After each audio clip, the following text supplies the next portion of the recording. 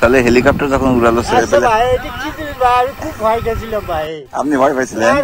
ভাই আমি হাত কিন্তু কেমন হ্যাঁ আপনি সারেন্ডার করলেন। খালি সুবহানাল্লাহ কই বুঝলেন ভাই? হ্যাঁ বলে হয় এটা বোধহয় আমার তার কাছে এটা বোধ হয় আজরাই। হায় হায় হায় হায়। বুঝলেন ভাই? হ্যাঁ আচ্ছা। আমন্ত্রণ সবাইকে, আশা করি ভালো আছেন। আমরা চরে দাঁড়িয়ে দূরে নদীতে ধান বুনছেন এরকম একজন কৃষকের ছবি তোলার চেষ্টা করছিলাম, কিন্তু সেই ছবি তুলতে গিয়ে দেখি সেই প্রবীণ কৃষক তিনি ভয় পেয়ে গেছেন। আমি আসলে দূর থেকে অতটা বুঝতে পারছিলাম না শুরুতে, কিন্তু একটু পরে বুঝলাম যে তিনি ভীষণ ভয় পেয়েছেন। দূরের গ্রামের মানুষদের ড্রোন দেখলে ভয় পাওয়া স্বাভাবিক, কিন্তু এতটা ভয় পাবেন আমি আসলে ভাবতে পারিনি। তাই যখন বুঝতে পারলাম বিষয়টি, ড্রোন সরিয়ে আনার চেষ্টা করলাম। দ্রুত সেখান থেকে সরে আসলাম ড্রোন নিয়ে, কিন্তু ড্রোন সরে আসলেও ওনার মন থেকে নিশ্চয়ই ভয় দূর হয়নি। তাই দূর থেকেই সিদ্ধান্ত নিলাম যে আমরা একটু কষ্ট হলেও ওই চাচার কাছে যাব যেখানে তিনি ধান রোপণ করছেন। এখানে যেতে হলে ট্রলার চালিয়ে যাওয়া সম্ভব নয়, ট্রলার নিয়ে যতটুকু যাওয়া সম্ভব ততটুকু যাব, তারপরে হাঁটা পথ ধরব। সেই চিন্তা করেই ট্রলার ছাড়লাম।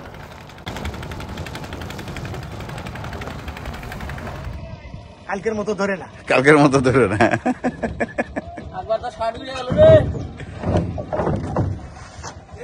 অগ্রহায়ণ মাস থেকে পানি নামতে শুরু করে এবং পানি বেশ খানিকটা নেমেছে। বিশেষ করে নদীর যে খালগুলো রয়েছে সেখান থেকে পানি একেবারে নেমে পড়েছে। ট্রলার নিয়ে চলাফেরা করা বেশ কষ্টের ব্যাপার, যেখানে সেখানে ঠেকে যাচ্ছে। আমরা তাই লগি দিয়ে ঠেলতে ঠেলতে এগিয়ে চললাম, নামবো সামনে যেই চরটি রয়েছে সেখানে। ও ভাই, জিনিস দেখছেন? এই যে নদীর মধ্যে ধান রয়েছে, পানি শুকোবে ধান উঠবে। কি সুন্দর সিস্টেম। হ্যাঁ, নদীর পাড়ে শুধু নয়, নদীর পানির মধ্যেই ফসল রোপণ করছেন, ধানের বিছন লাগাচ্ছেন। অদ্ভুত লাগছে বিষয়টি। দূরে যে কৃষককে দেখা যাচ্ছে, আমরা দূর থেকে ভাবছিলাম যে তিনি সেই ব্যক্তি যিনি ড্রোন দেখে ভয় পেয়েছিলেন। আসা যাবে একটু মাঝখান দিয়ে? ধানের ক্ষতি হবে না তো? নদীর মধ্যে ধান লাগাচ্ছেন কি মনে করে? হ্যাঁ তাই না?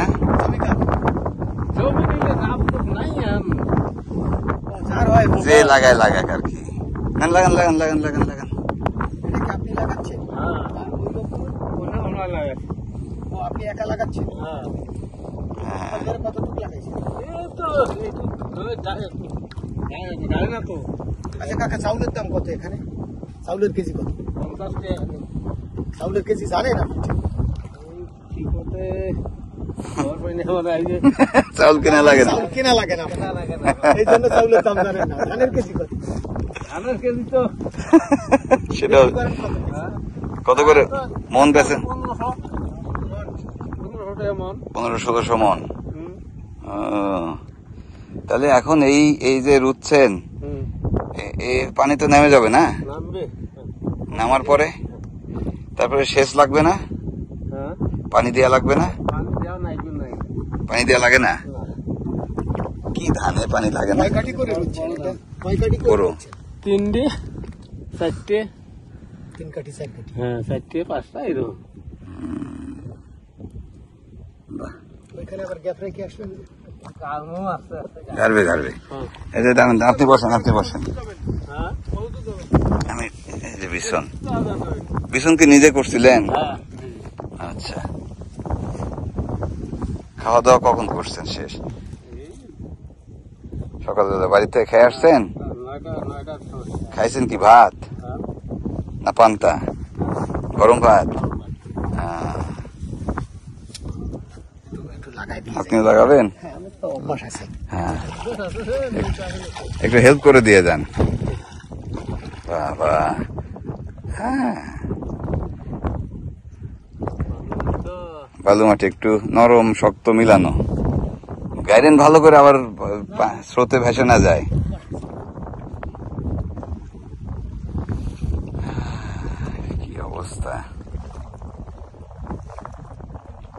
তাহলে জাহাজের আলগার বাড়ি ছাড়লেন কেন?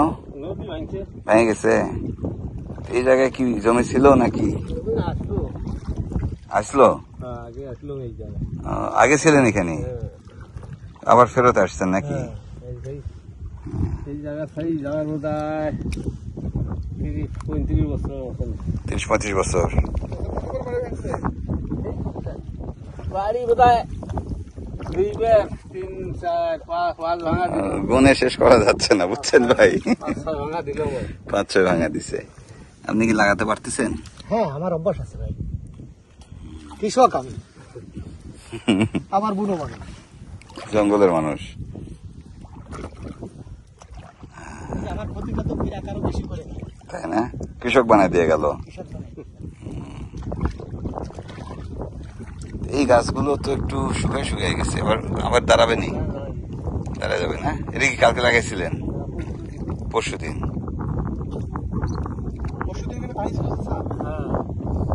পানি নামতেছে তো সমানে।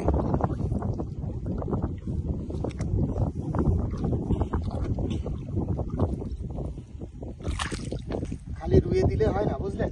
ওরা একটু বালুটা চাপিয়ে দিতে সমস্যা হয়। নেমে শিখে গেছেন জিনিসটা। না, এটা আমি জানি, মানে বালুতে ধান রোপণ করা জানি আমি। মানে গোড়াটা একটু চাপিয়ে দিতে হয়, বালিটা যাতে বসে, তা নাহলে শুয়ে পড়বে।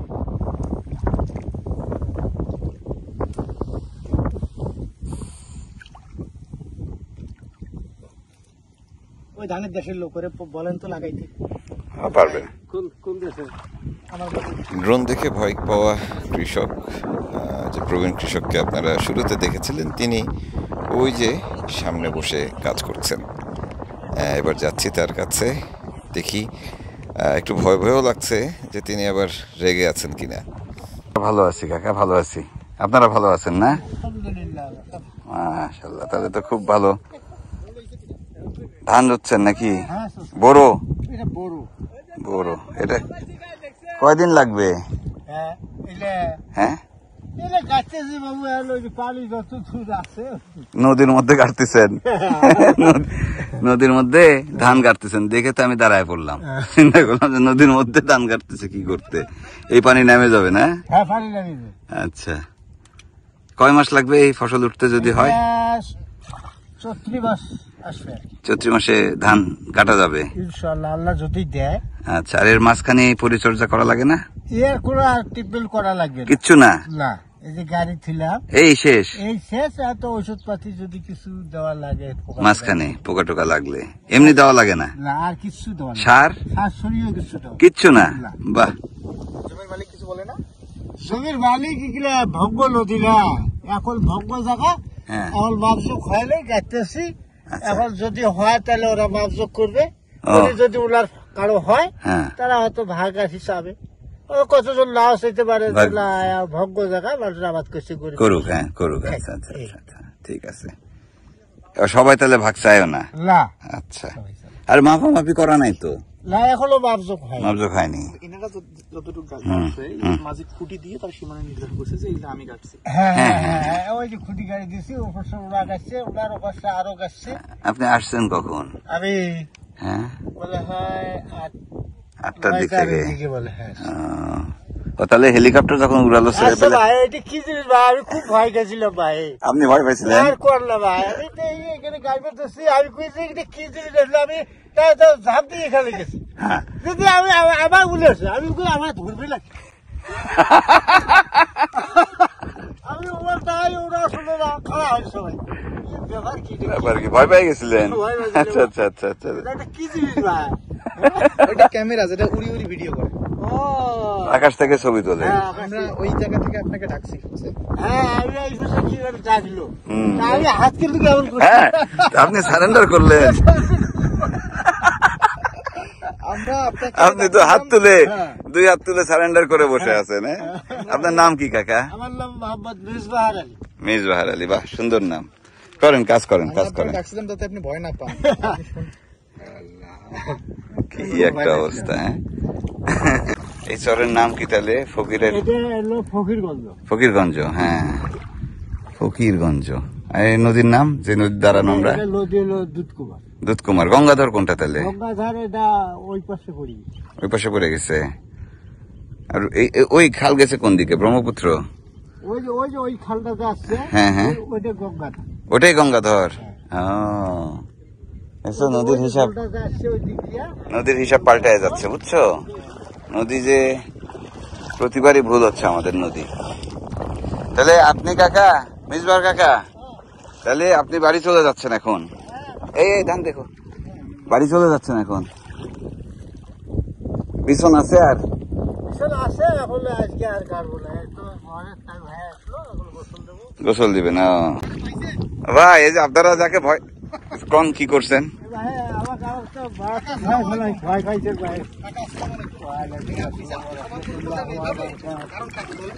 আমি ভয় পাচ্ছি ভাই, আমি ভয় পাই পারি কি সুযোগ করছি। আপনি হাত তুললেন কে? আমি ভয় পাচ্ছি তো, আমি আমার কোথাও ধরবো না, আসলে নেই।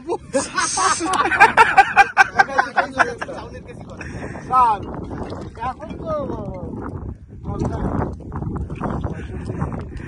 সামনের কেজি জানেন না কত, ধান লাগাই ধানের মন কত। ধান তো বর্তমান যেটা আমরা এটা না, এটার দাম কম।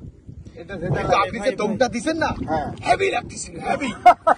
যুদ্ধের সময় দৌড়ায়নি, এরকম দৌড় দেয় নাই। আবার সে 2 হাত জায়গায় সিলিন্ডার করেছে। আচ্ছা, আপনাকে অতটুকু একটা জিনিসে কেমনে ধরবে? আমি কি তাই করি যে আসলে ব্যাপার কি, আমার সাউল বলি খালি খালি আমার ধরম বলে আসে ব্যাপারটা। আমি কিন্তু এটা ত্যায্য হয়ে গেছে।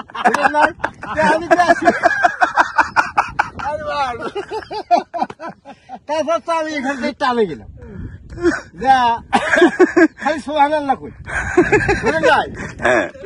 মনে হয় এটা বোধ হয় আমার দাদা, এটা বোধ হয় আজরাই, বুঝলেন নাই? আচ্ছা, সুবহানাল্লাহ সুবহানাল্লাহ কই আর হাত ধরে আসো। আচ্ছা, ও ওইটা সিলিন্ডার করেননি, বলেছেন আসো, আর কি করবেন করো। তো তাহলে দৌড়ান কে? যখন টানে গেলাম আমি মনে করলাম যে এখানে আমার ঘুরে আসছে, তো সরি ওই দিকে যাই, আবার ঘুরে আবার ওই দিকে গেল। আমি মনে করলাম ওদের ধরার জন্য চাচ্ছে। সুবহানাল্লাহ সুবহানাল্লাহ কই আর হাত বাড়াইলে আসো। ওই তো সারেন্ডার করলেন আর কি। মিজওয়ার কাকা বুঝছেন, খুব ভালো মানুষ, ভালো মানুষ। ঠিক আছে, আপনার শালা আছে ওই পার? হ্যাঁ, বাদল। বাদল না, আমরা খোঁজ খবর নিয়ে আসছি, যদি আবার মারে টারে তখন তার পরিচয় দিব। আমি কিন্তু ধান্দা করি কি জিনিস আমি দেখি। আর আমরা চিন্তা করলাম যে রেগে মেগে আছে, যাই দুলাভাই ডাকবো আপনাকে, বুঝছেন? না, চলেন চলেন চলেন চলেন চলেন। এই দেখো সবাই, ধানে পাও দিও না। আমাদের সাথে দুটো খাইয়ে যান, চলেন। হ্যাঁ হ্যাঁ, রান্না হয়েছে তো, ভালো আছেন? এখন কি রুবেন ধান? ধান রুবেন কোন জায়গায়? আপনার জমি কোনটা?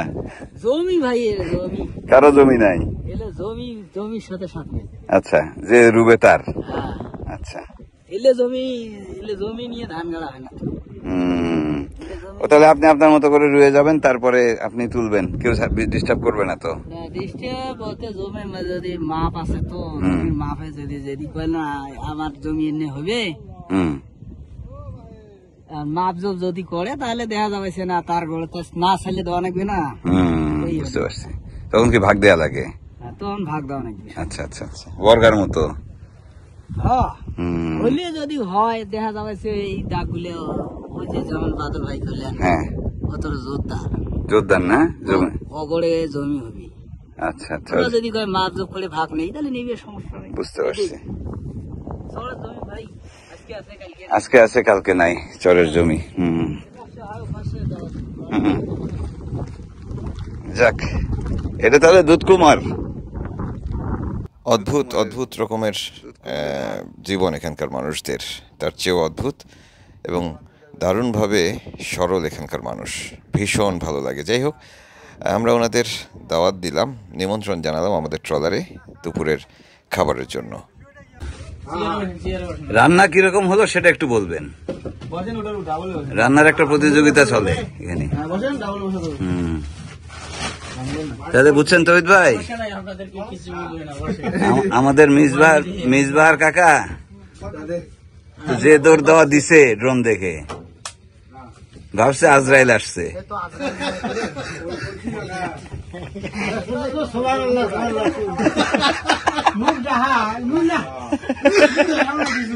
আমরা তো এখান থেকে ডাকতেছি আপনারা ভয় করে শুনবে পাইলে আচ্ছা, শব্দ করে। উত্তরের চরে এসে আসলে কাউকে সেভাবে আমরা নিমন্ত্রণ জানিয়ে আমাদের সঙ্গে বসাতেই পারি না, সবাই শুধু তাদের বাড়িতে আমাদের দাওয়াত দেন। যাই হোক, বিদায় নিচ্ছেন তারা। তাহলে মনে কোনো রাগ টাগ রাখেননি তো? না না না না না এই যে ড্রোন দিয়ে ভয় খেলেন যে, না, আমার তো ভয় তো ভাগি গেল। ভয় ভেঙে গেছে না?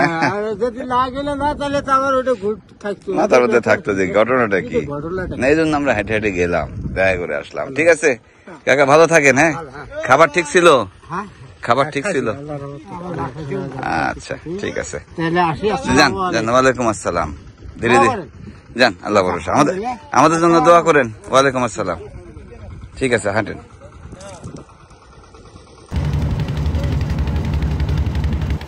গত কয়েক ঘন্টা অদ্ভুত সব অভিজ্ঞতার মধ্য দিয়ে গেলাম। ভীষণ ভালো লাগলো, বিশেষ করে এই অঞ্চলের মানুষের সরলতা সবসময় মুগ্ধ করে। যাই হোক, বিদায় নিচ্ছি, কাল আবারও দেখা হবে। ভালো থাকবেন সবাই।